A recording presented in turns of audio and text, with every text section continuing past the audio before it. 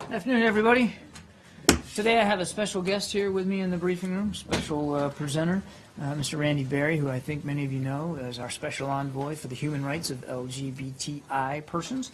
Mr. Barry has been with us here at Foggy Bottom in that capacity now for a year, and he's going to talk for a little bit about some of the accomplishments of his office and his team around the world over the course of that year and the things that they're working on. Then he will take a few questions. I'll moderate those as we have in the past. I'll call on you, please, because he's not a regular up here at the podium. Please identify yourself and who you're with before you ask your question, and so that we can keep it moving, if you could limit the follow-ups, that would be very, very helpful. So with that, Barry. Thank you. Well, thank you, John, for sharing the podium with me today, and good afternoon to all of you. You know, it's been just a little over a year ago that the Secretary announced the creation of a new position here at the State Department, Special Envoy for the Human Rights of LGBTI persons. And this marked a first, not only a first for the U.S. government, but really a first for any government in any part of the world.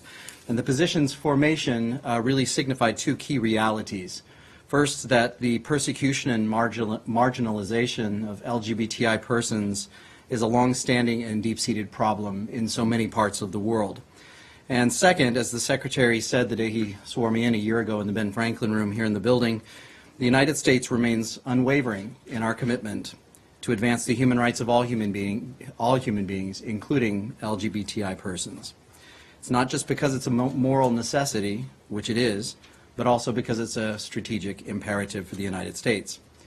So I was appointed to this position last February, but I didn't begin work until April. And so what I'd like to do here very briefly is to tell you more or less what I've been up to this first year, talk a little bit about the progress I think we've made, priorities that we've set, and where we're going to be focused moving forward.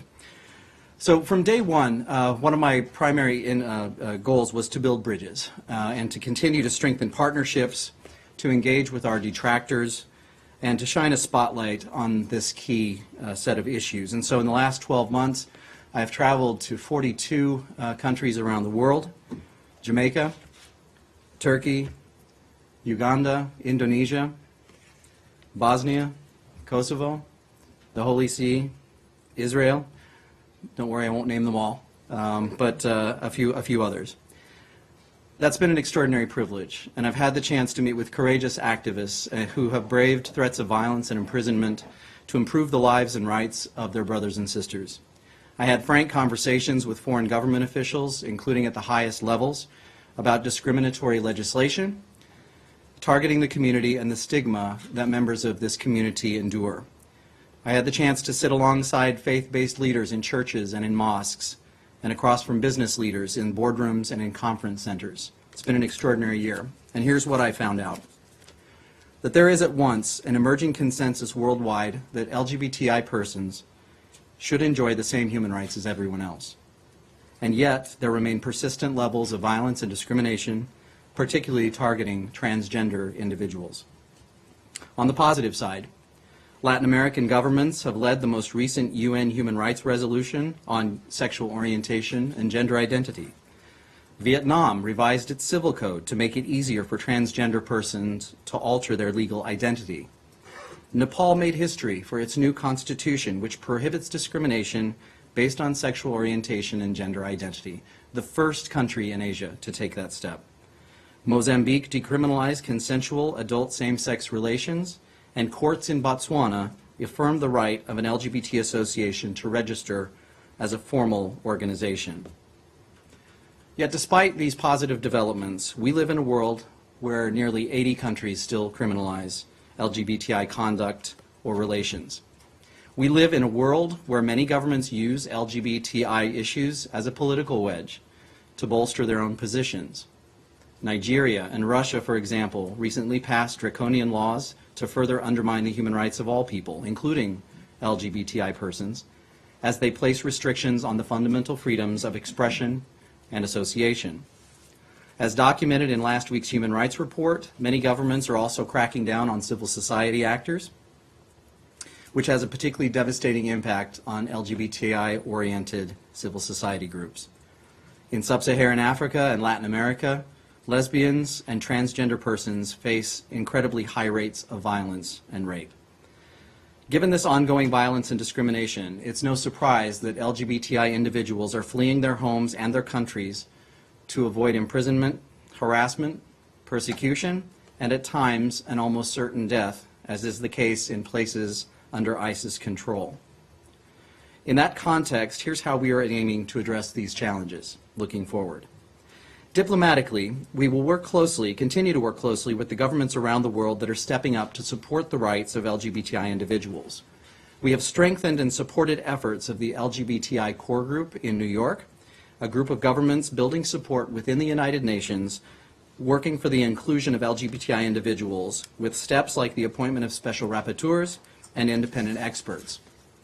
Programmatically, we continue to grow with the Global Equality Fund, an initiative launched by Secretary Clinton to support civil society organizations to advance the human rights of LGBTI persons. Argentina recently became the 12th partner government to join, and we expect that other governments, including from Europe and Asia, to soon join. The U.S. has spent $18 million in U.S. government funding, which we've leveraged with an additional $12 million from our 20 like-minded government, corporate, and foundation partners. Lastly, this year has also been about cementing our relationships with diverse allies outside of government, like communities of faith and leaders in the business sector, to advance messages of inclusion, diversity, nonviolence, and tolerance for all. For example, following the Pope's visit to the United States, I traveled to Rome and met at the Holy See's Secretariat of State in the Vatican in November. We have also invested considerable time with the business community, including with global leaders such as Deloitte and IBM, who recognizing that businesses have a unique role to advise governments and seek change. Our task moving forward will be to use this same momentum and goodwill of so many to overcome the persisting challenges. In the next year, we're going to be focusing on three priority areas with the hope of achieving greater impact. First, we're going to redouble our efforts to combat violence against LGBTI persons, and again, remembering the acute experiences in discrimination and violence faced particularly by the transgender community in Latin America, in Eastern Europe, even here at home. We will work with the Department of Justice, the FBI, and other agencies to leverage opportunities to reduce and prevent violence, share best practices and challenges, and provide technical resources where we can. Secondly, we will work to institutionalize our relationship with business, with the goal of building a standing forum where businesses and governments can work together to advance values of non-discrimination and to build more inclusive societies. We hope that this forum will serve as a platform for business to build on the leadership that they've already shown, to share their own experiences and challenges, their opportunities for engagement, and to see how we can work together to support civil society. And finally, we'll work to strengthen the global consensus and multilateral coalitions in support of the human rights of LGBTI persons, with the goal of supporting leadership, particularly from the Global South, to affirm that LGBT rights are human rights and vice versa. We will support the Special Rapporteur position established by the Organization of American States. We will support the establishment of a similar position within the UN human rights system that would help member states focus on how to stem violence against LGBTI citizens. And in closing, I want to emphasize that we in the United States are one player in a truly global movement. We recognize that our own efforts must be guided by the work of civil society organizations that push for social change in their own contexts. We know from our own experience that change can take time, that we often can move one step forward and one step back.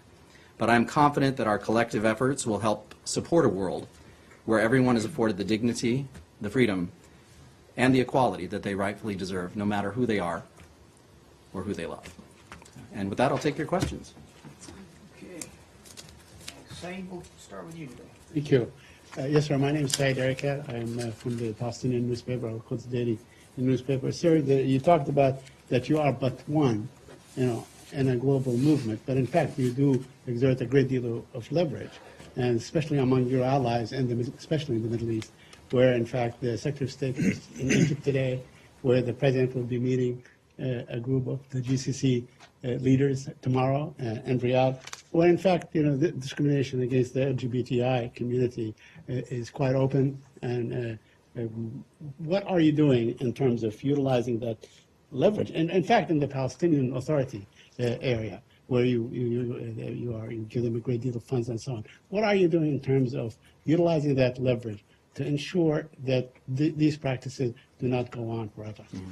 Well, one of our priorities as we have shaped out this policy is to make sure that we're engaging on a truly global scale. So the policy of, particularly on looking at these twin issues of violence and discrimination, which are of fundamentally important concern for us, is a consistent talking point, regardless of whether we're talking with those allies in Northern Europe or South America who have actually been ahead of the United States in these innovations, or whether we have those conversations in Kampala or elsewhere.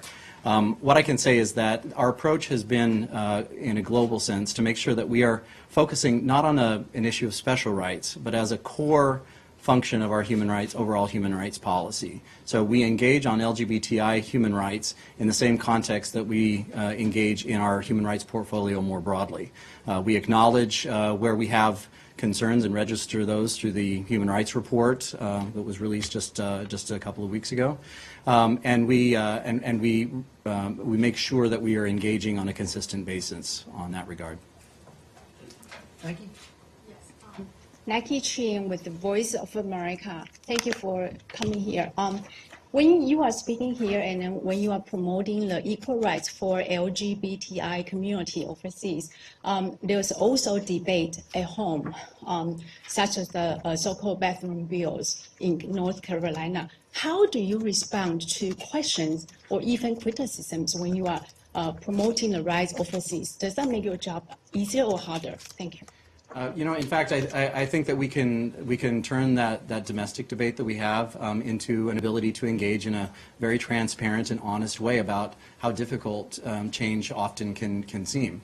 When I'm traveling, I get questions a lot about the ongoing debate as it shapes up domestically here in the United States. I think that charges of being hypocritical would only I think pose a problem for us if in some way we tended to downplay those issues or we wanted to ignore that they exist. I think because we have had our own rather complicated and difficult journey, which is continuing on LGBTI acceptance here at home, I think that makes us a perfect partner for discussion overseas, because when we say that we know what sort of path gradual change can take, we say that because we've walked that path. And I think that actually makes us a very valued interlocutor on some of the key components of what it means to really see progress for LGBTI citizens. Michael. Michael Labers from the Washington Post. Nice to see you again here in Washington. I wanted to ask you about specific policy announcements, because this is something that I hear from a lot of my contacts around the world, Latin America most notably. What are your thoughts on using things specifically such as sanctions or travel bans against officials who commit LGBTI rights abuses and also governments that support them? What are your thoughts on that?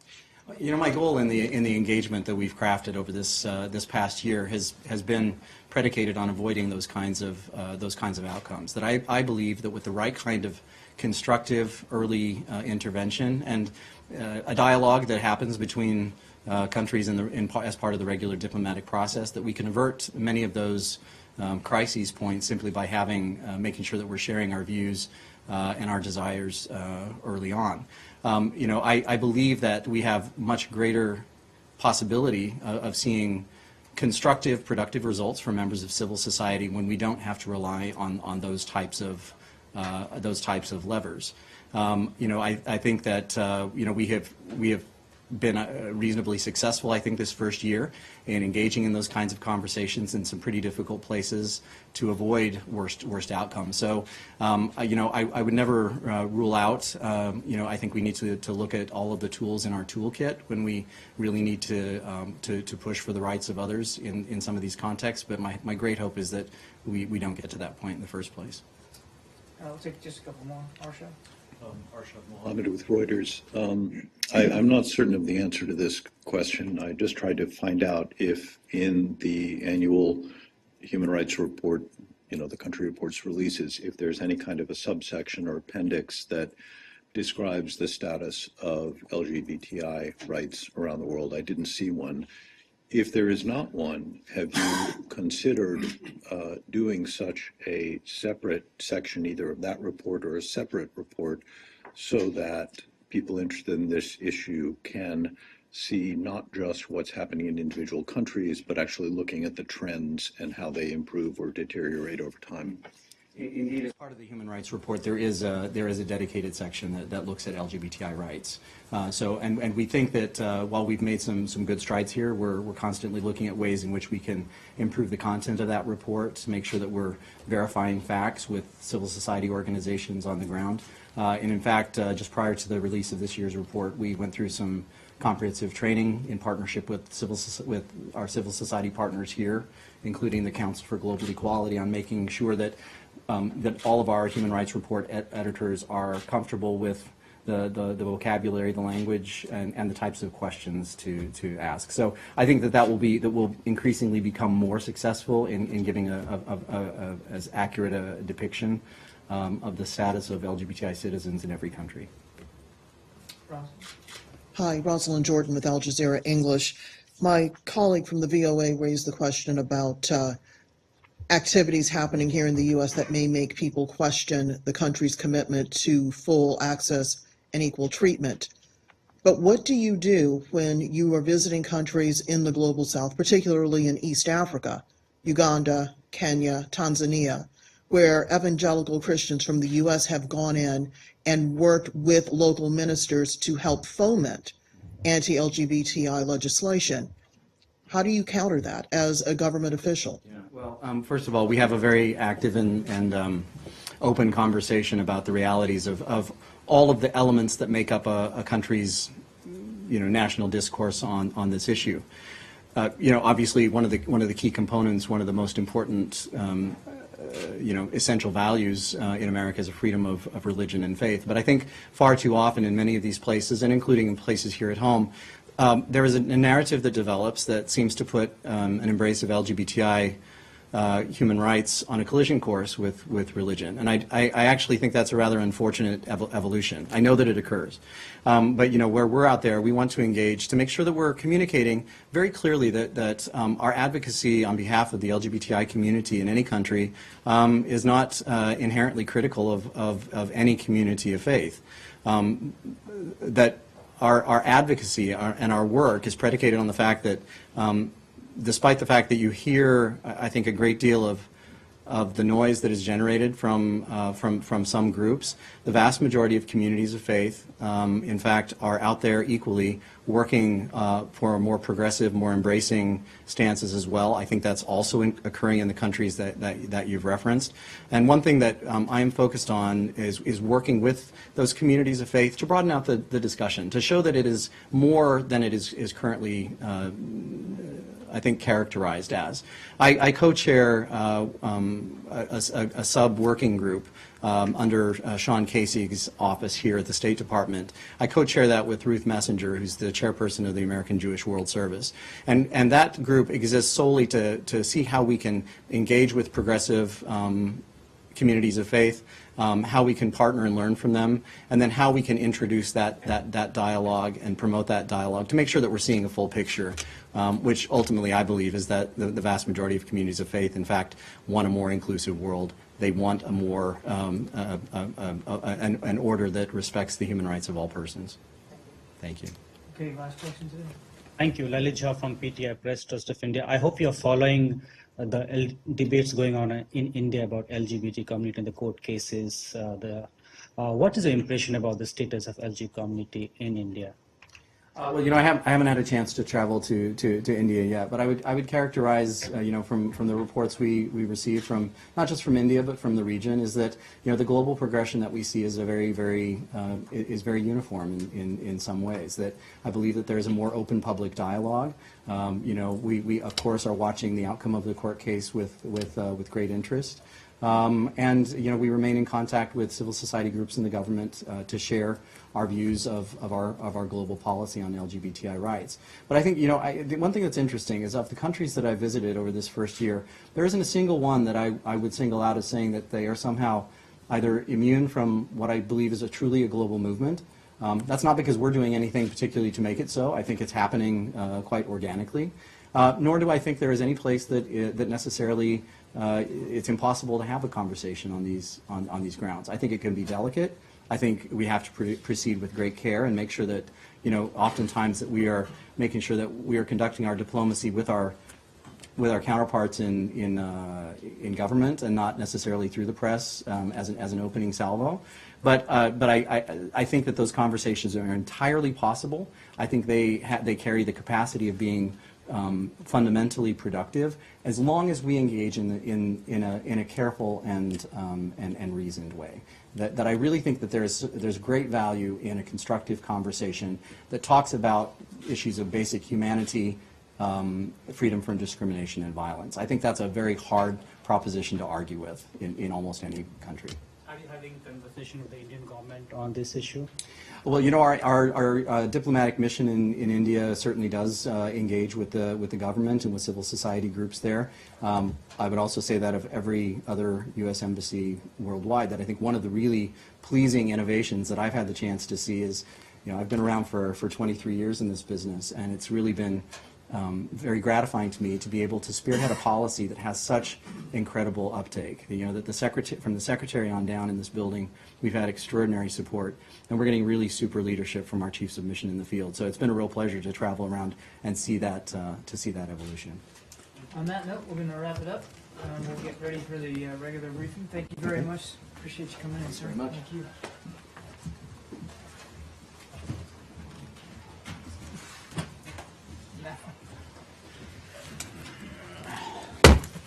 All right.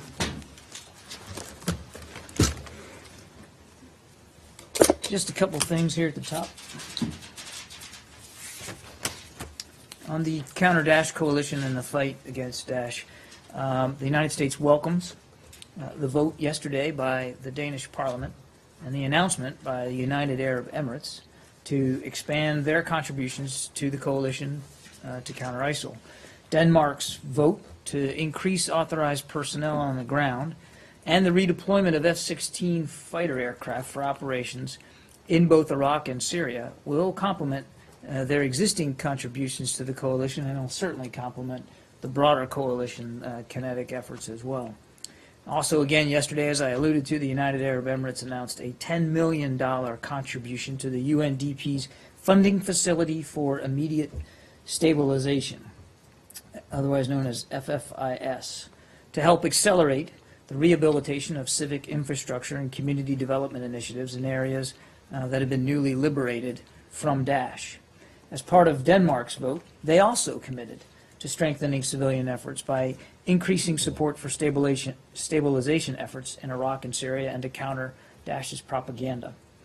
We obviously appreciate these additional steps that we believe will help ensure that coalition continues to both seize and sustain the momentum that we have already gained in this campaign. Defeating Daesh is a top priority of the United States, and we are going to continue to work with countries like Denmark and the UAE and a broad range of partners across the international community to further degrade and obviously destroy this barbaric group.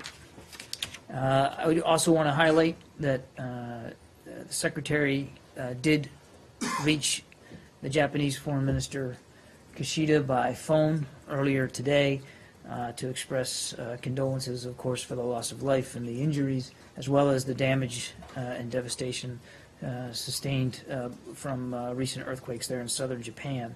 He, of course, reiterated our commitment to continue to support the Japanese government's relief efforts. I talked a little bit about that support yesterday. That will continue, and the Secretary made sure that that was clear, that we would continue to do that, and also reaffirmed, of course, that we, as always, stand firmly beside the Japanese people in this time of need. Just a quick travel note, and I think all of you know this already, but the Secretary will travel to New York City on Friday. He'll be coming straight from Riyadh to New York City to represent the United States at the signing of the Paris Agreement. This is a historic climate agreement that was reached in Paris last December, as you know, by the 196 parties to the UN Framework Convention on Climate Change.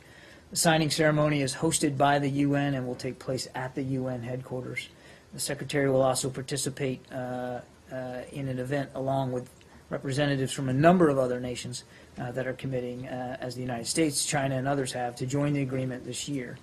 He'll also take advantage, as he always does, to have bilateral meetings in New York City, which we will be able to announce tomorrow once the schedule is a little bit more finalized. And I think, as you know, we often do readouts or provide opportunities for for media access at the beginning of these meetings. I would expect a similar amount of openness and transparency for these bilateral meetings on Friday. And again, we'll have more information probably tomorrow about who they are and when they are. One quick point on that. Didn't the Secretary indicate yesterday that he would be meeting with Foreign Minister Zarif on Friday? He did, and I would expect that when we're able to give you the full list of bilateral meetings that you will very likely see one with Foreign Minister Zarif on that schedule. Yeah, that's very much his expectation.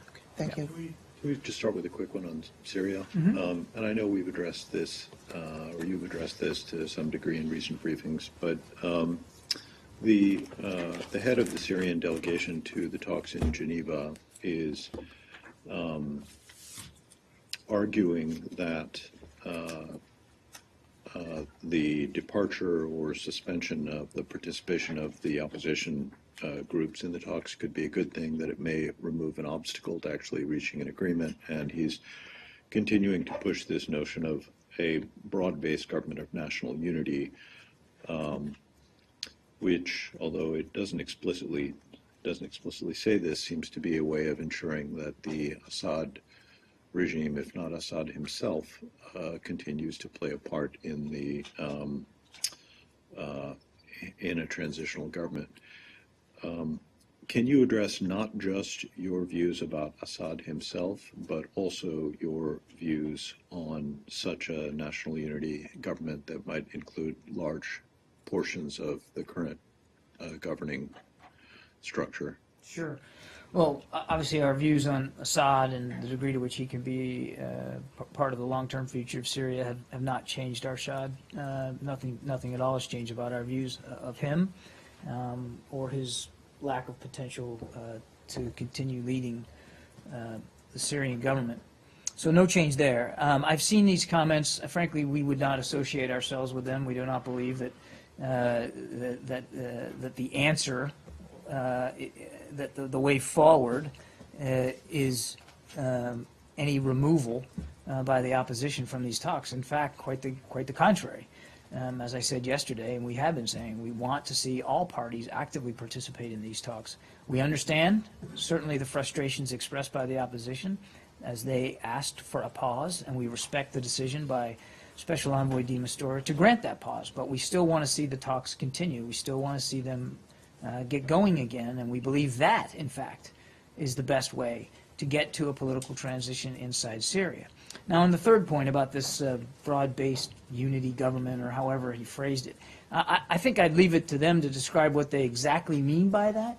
What I can tell you is that we remain firmly committed to using the Geneva process to describe and to articulate and to flesh out what a transitional government and governing body should look like. And that's really what these talks are designed to do. In fact, when Special Envoy de Mistura started them in this round, he specifically said that one of his goals, in fact his chief goal, was to start to have a dialogue and a discussion about the political transition itself and about what a transitional governing structure could look like.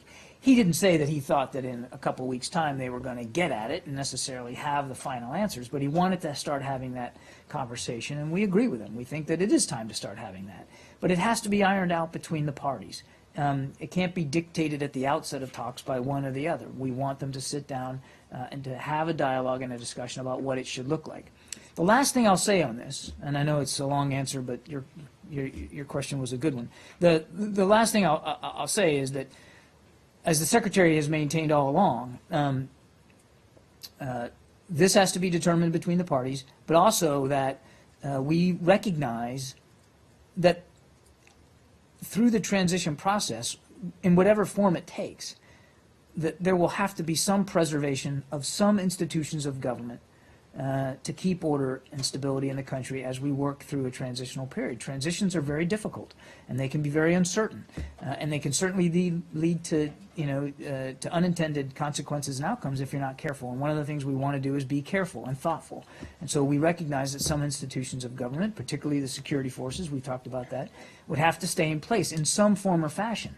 That doesn't mean that they're all going to be led by the same individuals, but that we don't tear down every root and rip every fabric of government as we work through the transition. So it's a long answer, but I hope that got it. Could I just follow up on this very point? I just want to understand you correctly. You certainly want to maintain the structure that you have now, because after all, the opposition really did not have or does not have much experience in terms of governing and running institutions and so on. Syria has been around for a very long time. These government institutions and so on. You don't want to see them go in any way. I'm not sure I understand well, let me completely ask you- what let you're me- asking, but let me just take a stab at it, and then you tell me if I got into the ballpark. I mean, what we've said is we recognize that some governing institutions, certainly some levers of government, have got to stay in place so that an order of stability and security can be maintained as you go through a transition process, which is a very difficult, very trying, very uncertain time. We don't want to rip everything down and then have to start over again and build up again, and we've seen how that doesn't work in the past. And the Secretary's also said that any role for Assad in that process has got to be determined by the parties. We're not going to legislate it from externally, but that clearly he can't be the answer to the long-term future of Syria, and that's why we believe it's so important to have it as the end product of this transitional process. Elections with the diaspora being able to vote, the millions and millions of Syrians that have fled that country, so that they have a voice and they have a vote, and we believe that if they do, there's no way that they're going to vote to keep Bashar al-Assad in power. Independent of Assad. I mean, you keep saying that some must stay, some must go. That's the assumption. How do you decide which government agencies should stay or which government agencies should go? Because, we've learned the lessons from Iraq. I mean, you can't just collapse the government. And I understand that you may not want the same leadership in these institutions, whether it's the Ministry of Interior or Defense or the security agencies, or even the Ministry of Electricity, as they call it, and water and so on, or agriculture. And you want these institutions to remain in place, Right. while you may not want the leadership to be there, correct? Does that include the political parties? Well- Is everyone who's about this going to be kicked out in a Again, transitional government? These are the kinds of decisions that we want to be hashed out between the parties through these talks. That's why we want the talks to continue. That's why we want to see all sides continue to participate. They've got to decide that. It's not, the ISSG isn't going to sit down and have a meeting and issue a decree and say the following ministries have got to stay in place with the following individuals in certain leadership positions. That we want them to work this out.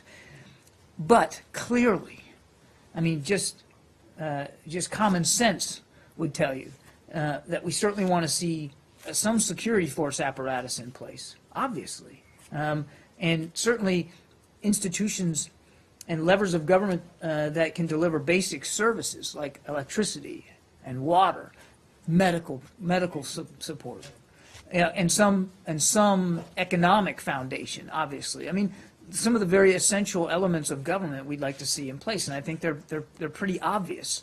But what it's going to look like exactly, and who's going to lead them, and how they're going to be administered, that's what we want the parties to work out. That's why these talks are so important. Justin? I just wanted to ask you about Saudi Arabia quickly, and the 9/11 bill, and just try to button this up. Have the Saudis formally expressed to the State Department, to the U.S. government, that they intend to sell off their assets, they're in U.S. treasuries, should the 9/11 bill pass in its current form? Or is that just something that the press has cited officials from Saudi Arabia having said. I'm not going to speak for Saudi officials, Justin, and I would encourage you to ask them about their views of this legislation. I can only go back to what I've said the last couple of days and speak for our views of it and point you to what the Secretary said himself in testimony to Congress and our concerns about the legislation as it's currently written. Now, and again, there's no change to our views on that. But I wouldn't speak for Saudi officials and their views. I wouldn't want you to. Thank you. But Then, would you shouldn't have asked. No, Because you actually did want To me Saudi to. officials, he was asking if they've raised this with you. I know, Can and you I'm address just that? not gonna. You I'm don't just wanna not do going that. to speak to that. And as you know, we don't talk about the details of diplomatic do you see it conversations. as a real, as a threat? Do you see it as a possible outcome? What? That this massive sell-off of U.S. assets. I'm not going to speculate one way or the other. Would you express to Congress, to members of Congress, considering the bill, that aside from the risks that the Secretary has spoken about, that this also could be one ramification? I think I would just leave it the way the Secretary left it in testimony to the Congress in terms of our concerns. Yeah. Change topic. I wonder if we can get your reaction to the political developments in Havana, in Cuba, where, as you know, Raul Castro and others at the top of the Communist Party have announced that they'll stay in those positions for the coming 5 years. Was this something that was expected in this department? And was it a disappointment?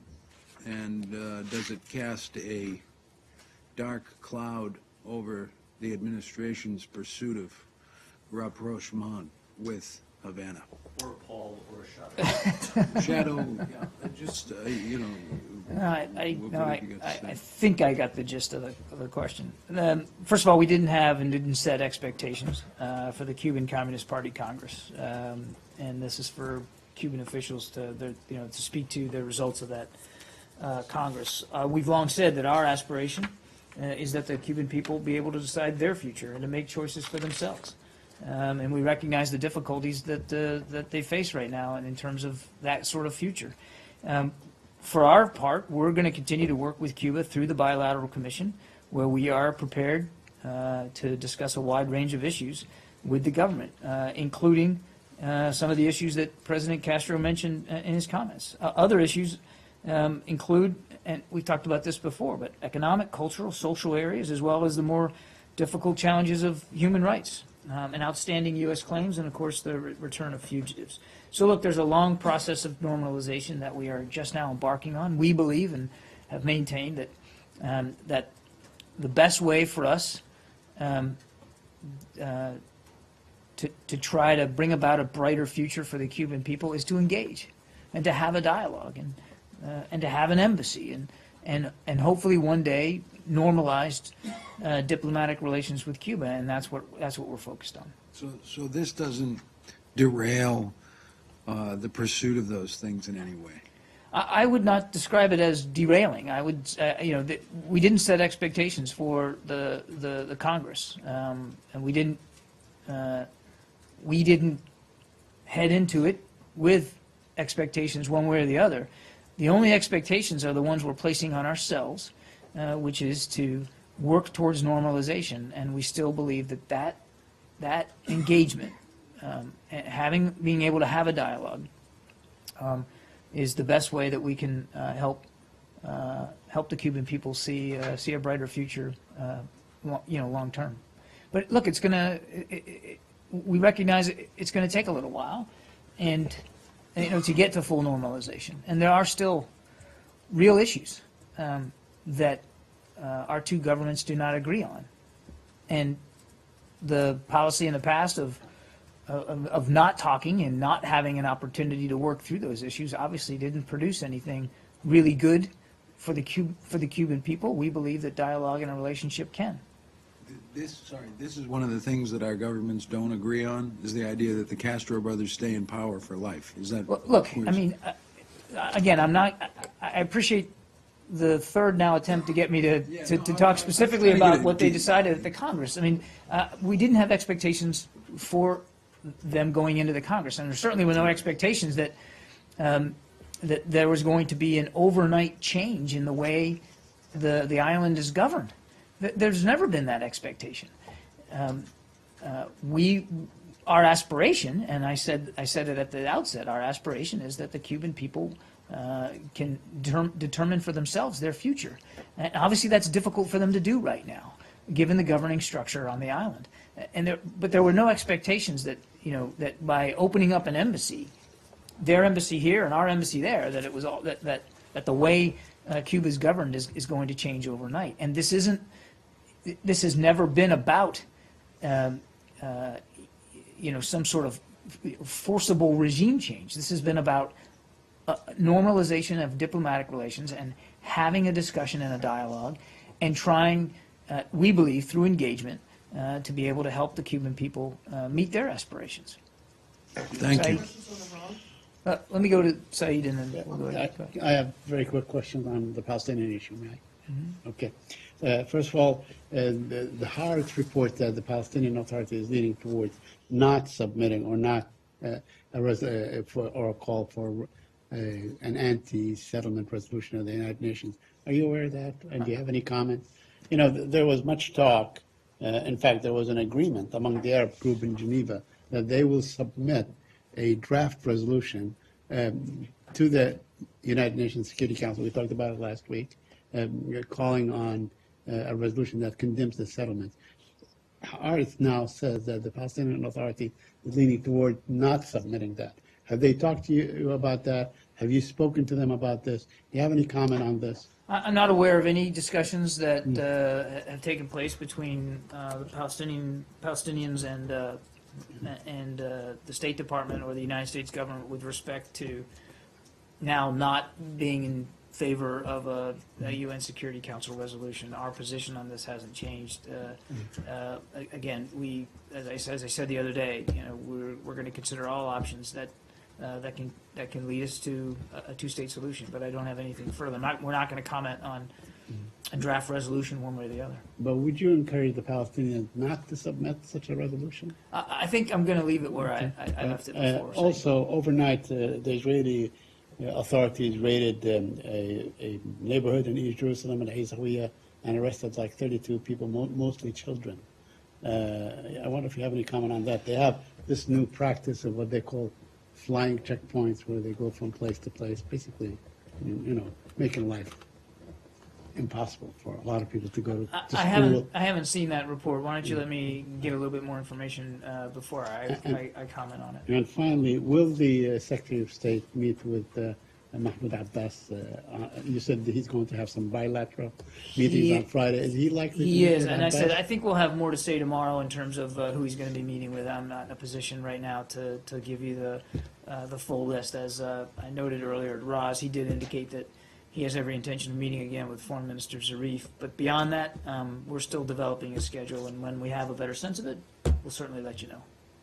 Yeah, a couple of questions on Iran. First, does the U.S. government have any more insight into some sort of missile launch that may have been conducted in Iran on Tuesday, yesterday? I've seen these reports of another missile launch in Iran. I'm not in a position to confirm those reports, to confirm the veracity of them.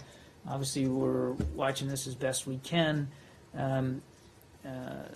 Certainly, if it's true, and we're talking about a ballistic missile launch or the testing of ballistic missile technologies, that's obviously of concern to us. It's not consistent, as we've said before, with the Security Council resolution, and so we'll just have to. I don't want to speculate about any future actions one way or another. We've just seen these reports, and again, we're just not in a position right now to speak to them with any great detail.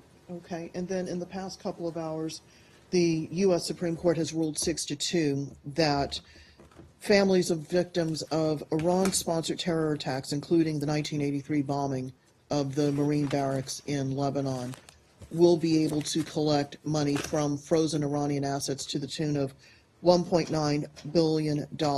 Does the U.S. government have a reaction to the court's decision that these families can collect from money that had been frozen during the sanctions regime? Yeah, so a couple of things I think on this. First of all, we continue to sympathize with the families of the victims of those lost loved ones in terror attacks that have been supported by Iran. And as we have before, we continue to condemn Iran's past and continued support for international terrorism. And as I've said many times from the podium, we don't turn a blind eye to their continued willingness to do exactly that. I would say that this ruling was not unexpected. And it's consistent with the position that we took when the legislation calling for this compensation was actually signed into law by the President back in 2012. We have supported consistently compensation for the families in this case. Do you have any, and I realize you may not, but there are some questions that are outstanding about what happens from here in terms of who actually has custody of the frozen assets right now. Is it, I presume it would be the Treasury Department, but I don't know if it's them or state or who has control over the accounts, who would actually make the disbursements, and whether the nuclear agreement itself has or had any influence on the availability of these monies to be transferred to the families of the victims.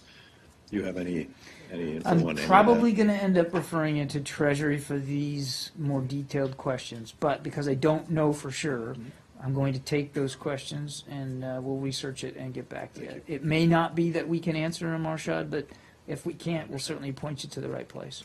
Yeah. John, I got on Russia and Turkey. Turkey banned Sputnik's bureau chief from entering the country. As you know, it comes a week after Sputnik's website was blocked. And I understand, broadly speaking, your position about that you expressed concerns about Turkey's crackdown on media. But do you object, or are you concerned about this specific incident that the We've bureau just chief- seen reports on this ourselves, so I'd refer you to Turkey to speak to this. I've only really, all I've seen are press reports on this. So rather than wade into this one, I'm going to refer you to Turkish authorities. But you're right, I mean, we have been nothing but clear about our broad concerns about media freedoms in Turkey in particular. All right, now that do you have any other comment on the website now that days have passed and you're more than aware of the reports? Or No, I'm not. I don't really have additional comment on it. the reason I bring this up is a Russian lawmaker said today that the U.S. often specifically condemns or calls out Turkey related to specific media organization when it happens, and he felt that there's a double standard out there, which raises the question, is the U.S. reluctant to comment on these specific incidents, be it blocking the Sputnik website or this banning of entry because it's a Russian news agency, isn't? We don't look. I mean, we support. We support more aggressively and more assertively than any other government in the world press freedoms, and I would challenge you to go find another government anywhere in the world that talks about it as aggressively as we do, as openly as we do, and frankly as proudly as we do. I stand 100% by our record when it comes to talking about the rights of freedom of expression and freedom of the press and the job that all of you do and how much we value that and how important that we believe it is not just to our own process of governing but to the process of governing of governments all over the world. And we're not bashful about calling it like we see it. So I reject any implication that we're somehow pulling punches here, because in this particular case, these outlets are Russian. What we want to see is a free and independent media. And I mean that in every sense of the word. It's not just the responsibility of governments to allow for free and independent media coverage and to recognize that scrutiny applied by journalists is not a sign of weakness of a government, it's a sign of strength.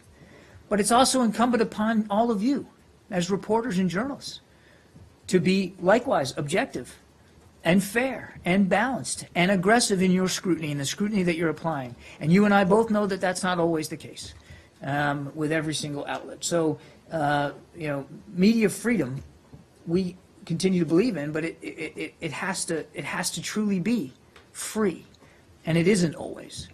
So I think I didn't mean to preach, but I think that's where I'm going to leave it. Turkey they also banned a German state TV reporter from entering the country. Are you aware of that report? Again, I've seen that particular press report. And I was going to ask, are you concerned by this new tactic? Well, look, I mean,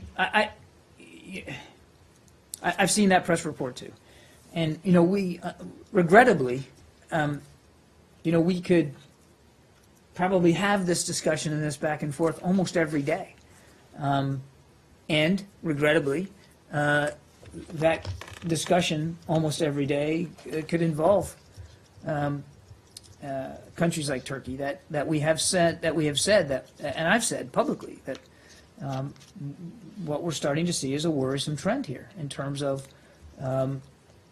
allowing media, independent media, to do their jobs. So I don't think we can be more clear and more transparent about our concerns with respect to media freedoms, particularly in Turkey. I just have seen this one press report, and I mean, I would just say that our concerns are, with respect to media freedoms there in Turkey are longstanding. They're well known and absolute and sadly unchanged. Two quick ones. The Secretary. I'll come back to you in a second. The Secretary said in his remarks after meeting President El-Sisi that he had committed to the President that he would return very soon. Do you have a date for that? I don't. Okay. Second. I don't. And I've read his remarks, including the one sentence that made reference to internal events in Egypt. Can you provide any greater detail on the extent to which the conversation touched on or focused on what human rights groups say have been quite significant human rights violations in Egypt since President Sisi came to power? I'm a little reluctant to go beyond the Secretary's own comments. I think they do speak for themselves in terms of the scope of the discussion that he had with President El-Sisi today in Cairo. But you're right, he did allude to the issue of human rights, which is an issue that we routinely discuss with Egyptian leaders because we do have concerns with the human rights situation there. I mean, just last week, we put out our human rights report, which I think laid bare in more detail those concerns. So certainly they were on the agenda. That as an issue was on the agenda for the Secretary in his discussions. I'm not going to, just as I wouldn't in any other case, I'm not going to read out more detail than what the Secretary provided. But I can assure you that it was on his list of topics to discuss and that he did bring it up. You probably can't then address this, but I want to ask, because there was a court decision on this, do you know if he specifically raised the case of officials from the Egyptian Initiative for Personal Rights and the Arab Network for Human Rights Information who have been subjected to some sanctions, they say, as a result of their work to promote human rights? And I believe the court case has been postponed for them. Do you know if those came up? I do not know if that particular case came up. Okay, and then last one for me. Do you have a readout on Undersecretary Shannon's meeting with the Brazilian lawmaker this morning? I think I do, actually. Don't I? See if I can find it in here. Be under B, right? One would think so. But Is it you've under seen these W tabs for in here. WHA? Yeah, the WHA's in the back. It's all alphabetic. And Brazil is right at the top of the subgroup of WHA issues. I can confirm that Undersecretary Shannon met today with Senator Aloysio Nunes, the chairman of the Brazilian Senate's Foreign Affairs Committee. This meeting had been planned for months. and was arranged at the request of the Brazilian embassy. I don't have, unfortunately, a greater readout than that, but they did meet, and I do want to stress that this was long on the schedule Okay, so as and far as not thrown on because of recent events. because of recent events. There's been speculation in Brazil that the meeting occurred so that the senator could explain sort of why the processes unfolding in Brazil are fully in line with their constitution. That's just not the case because this was on the books for months? This was at their request and had been scheduled for quite some time. I would not deign to speak for the senator's agenda and what was on his mind, and I don't have a more detailed readout of that. Yep, thanks. Yes, back there. Quick follow-up on the call with Foreign Minister Kishida. Mm-hmm. Is the U.S. providing any additional relief efforts to Kumamoto, and what else came up in the call? Did the possibility of another missile test come up?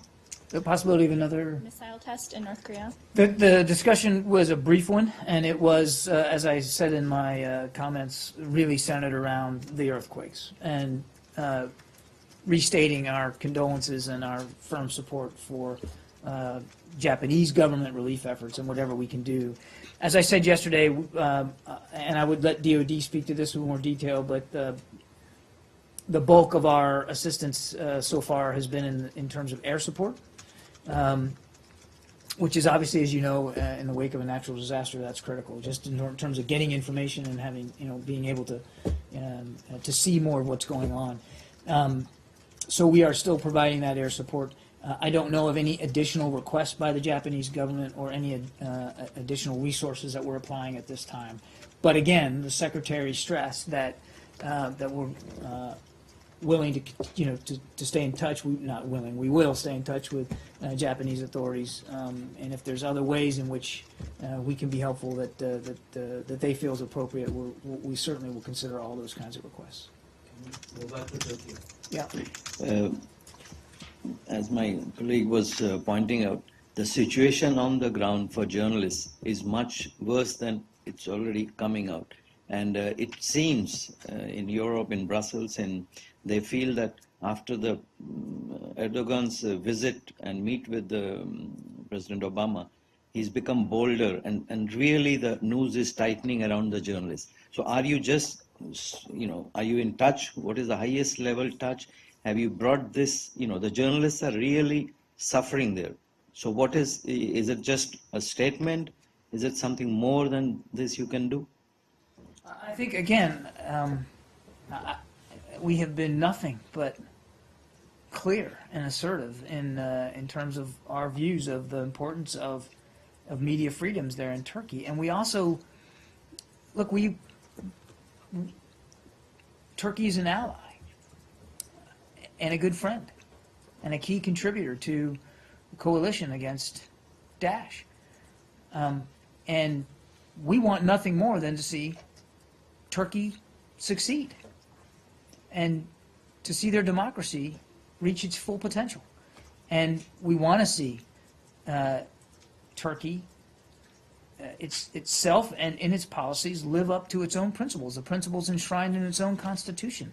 When I say, when I've said it in the past, sometimes it's met with an eye roll or an eyebrow raise or something that Turkey's democracy matters to us, but it does matter to us, and we want to see it succeed. And again, be the best it can be for the Turkish people. So that's why when we see, as I've described as a worrisome trend of a limit on press freedom in Turkey, why we say it, why we call it like we see it. And we don't just do that here from the podium. We do that privately with Turkish officials as well. As I've said before, Turkey has no greater friend than our ambassador, John Bass, there.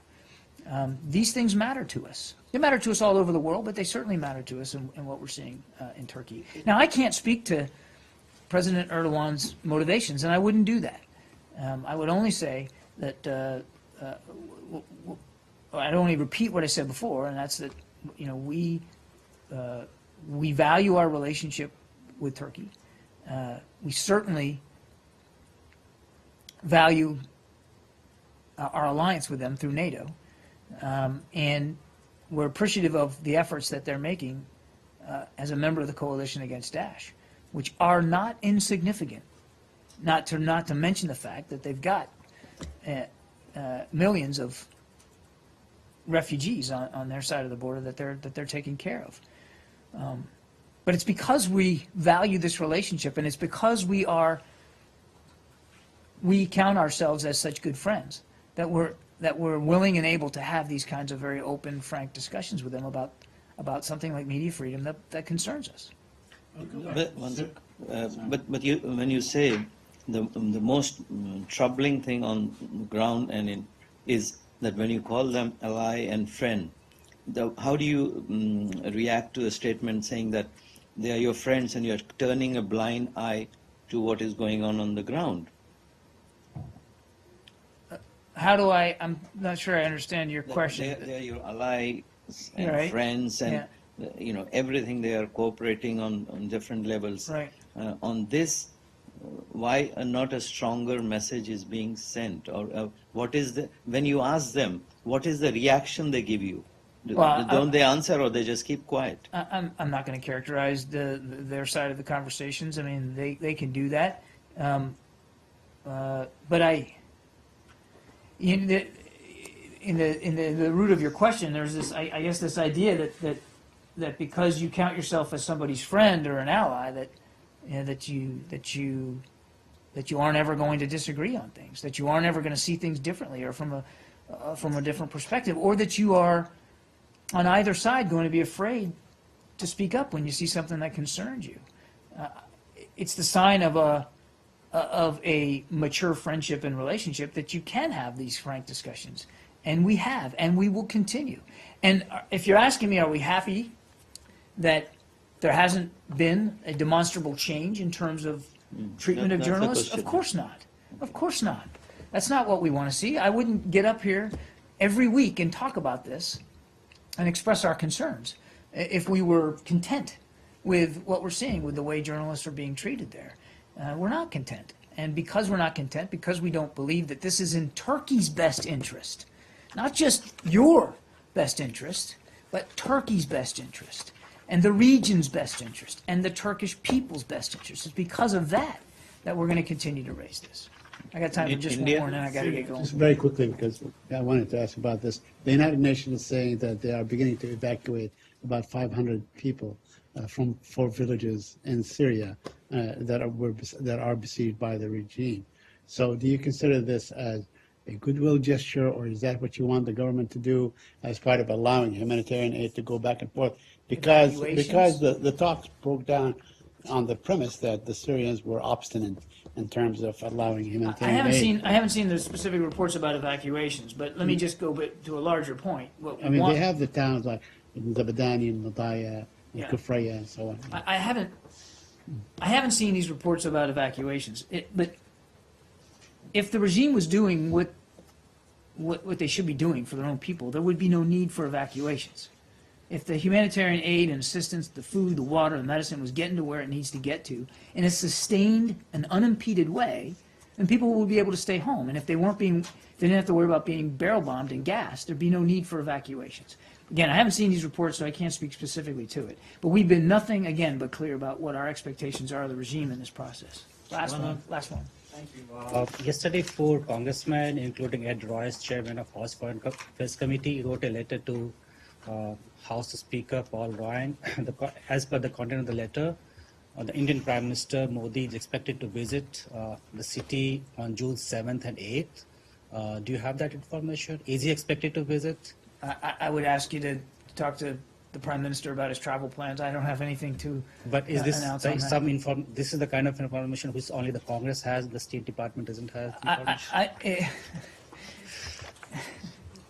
No, it's not about correspondence we have or we don't have. I just make it a habit not to speak for the travel plans of other foreign leaders. I can really only speak for the Secretary's travel plans, and Arshad has already stretched the limits of my ability to do that today, so I just don't have anything for you on this. Thanks, everybody. I gotta go.